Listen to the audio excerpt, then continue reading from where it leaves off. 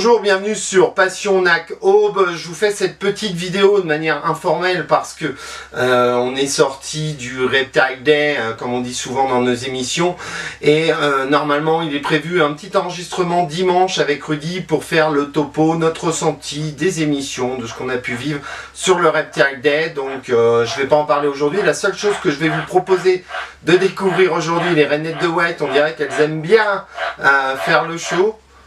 Dès que j'arrête de parler, c'est peut-être ma voix qu'elles apprécient. Non, je pense pas.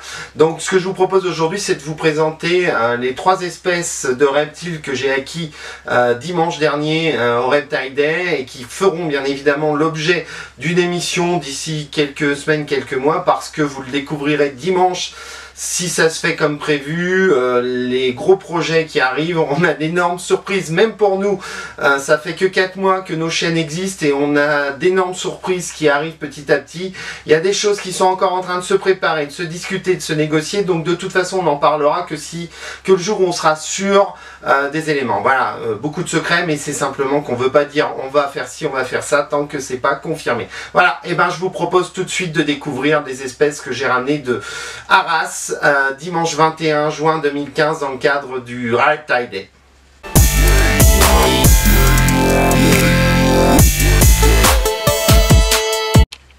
Voilà les 2 premières espèces que j'ai ramenées, enfin les 2 premiers spécimens que j'ai ramenés. Cette espèce, je vous laisse deviner. Pour les gagnants, oui, c'est une tortue. Donc c'est une tortue Stygmochelis pardalis babobki, qui s'appelle également Testudo pardalis, Geocheilon pardalis, comme toutes les tortues léopard, etc. C'est une tortue africaine. C'est la 2e tortue d'Afrique en termes de taille. Elle se situe juste derrière les fameuses et célèbres tortues sulcata. Et c'est vrai que j'aurais voulu ramener une tortue sulcata, mais bon, il faut avoir conscience que quand on prend, comme on le dit dans l'émission avec Carapation que vous allez découvrir d'ici quelques jours, quand on prend ce type de tortue sulcata, il faut quand même être prêt à assumer la gestion d'un mâle de 100 kg et d'une femelle de 60 kg, que ce soit au niveau de la quantité d'aliments à acheter, à leur offrir tous les jours, mais également au niveau des structures nécessaires pour ces tortues. Rien que celles-ci, elles mesureront jusqu'à 30 cm de diamètre, donc il faudra prévoir autre chose petit à petit quand ça va grandir. De toute façon, on vous présentera prochainement une émission, comme je vous ai dit dans la présentation de cette petite vidéo, cette petite émission consacrée à cette espèce. Et puis en ce qui concerne sa maintenance, que ce soit les différences de maintenance entre les juvéniles et les adultes, et puis il y a beaucoup de choses à dire sur cette espèce là. On passe tout de suite à la 2e espèce que j'ai achetée à Arras au Reptile Day.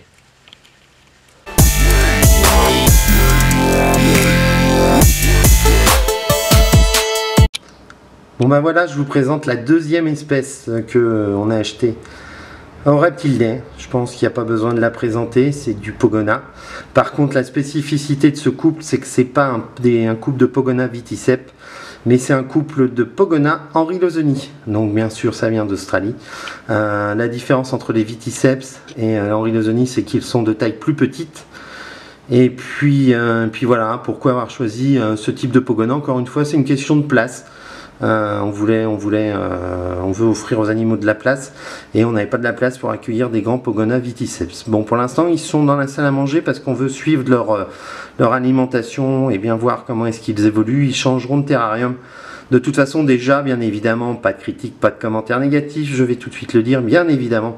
Le mâle et la femelle vont pas tarder à être séparés de manière à attendre que la femelle ait 1 an et demi pour avoir de la reproduction, pour éviter que mère, elle se bousille la santé, qu'il y ait des problèmes de santé liés à cette reproduction.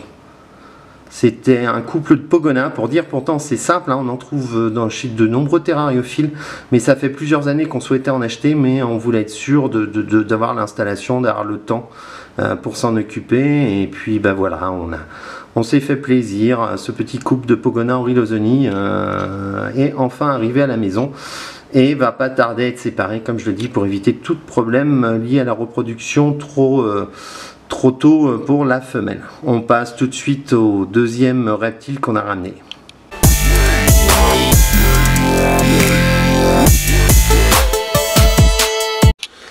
Bon bah voilà, c'est pas le deuxième et c'est le troisième reptile qu'on a acheté. C'est un gecko toquet qui est connu, c'est pas pour ça qu'on l'a acheté, pas parce que il est connu pour ses morsures, ses cris, etc. Mais plutôt pour présenter un animal qui est pas facile, qui fait un peu écho à ce que disait Nicolas Hussard. C'est pas facile de filmer, je suis désolé, ça bouge beaucoup, j'essaye de faire le point. Comme disait Nicolas Hussard, essayer de se confronter à un animal, essayer de lui montrer qu'on n'est pas un grand et lui faire peur. Donc ça va être tout le travail qu'il va falloir faire sur ce gecko toquet. C'est de lui faire comprendre qu'on n'est pas là pour lui vouloir du mal et qu'on respecte son environnement. Bien évidemment, avec respect, et puis voilà. Ce gecko toquet, de toute façon, on n'en prendra pas, on fera pas un coup pour essayer de faire de la reproche, genre code de choses, enfin pour l'instant, c'est juste pour le découvrir, et puis voilà. C'était également un animal qui me passionnait et que j'ai décidé de prendre pour avancer dans la terrariophilie, et puis ça change du gecko léopard et de la dendrobate. Voilà.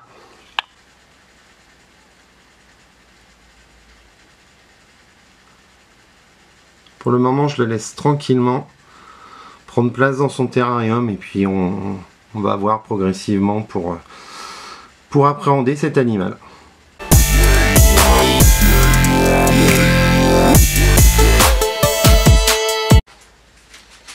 Voilà, vous avez découvert les 3 espèces que j'ai ramenées d'Arras, du Reptile Day, où on fera le point encore une fois avec Rudy, certainement dimanche, pour vous annoncer la programmation de la semaine prochaine. Sur Passion d'Acope, je vous donne rendez-vous mercredi à 20 h pour voir la suite et fin du reportage qu'on a réalisé chez notre ami Yuri, qui nous a présenté l'ensemble. Non, il y avait beaucoup de choses, Boa, Varan Panoptes, etc.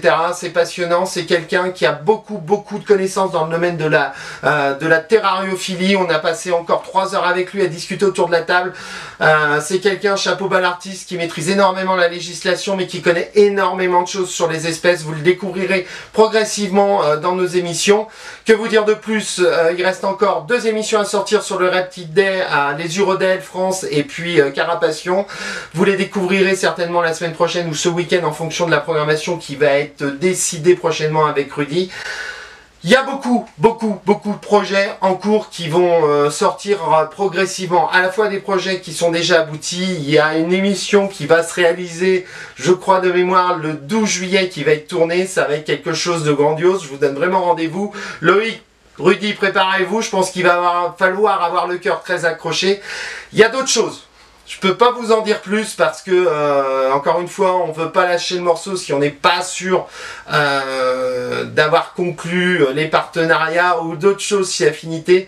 Mais je pense qu'en 4 mois, on s'attendait pas à un tel engouement sur les émissions. Sinon, je vous invite réellement à partager cette émission sur Facebook, à regarder toutes les émissions sur la chaîne Gecko Léopard TV, et puis à vous abonner bien évidemment sur YouTube. Sinon, je vous dis à très bientôt. Ciao, bye!